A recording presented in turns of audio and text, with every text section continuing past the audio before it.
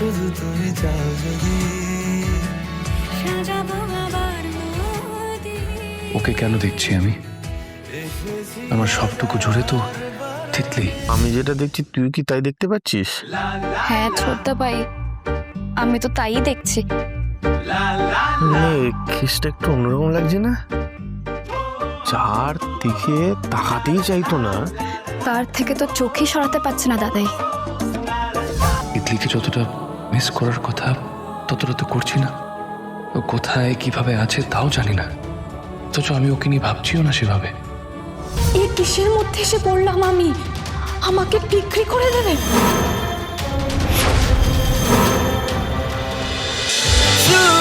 শুধু তোমারই জন্য সোম থেকে রবি প্রতিদিন রাত 10:30টায় স্টার জলসায় ও জিও হটস্টারে।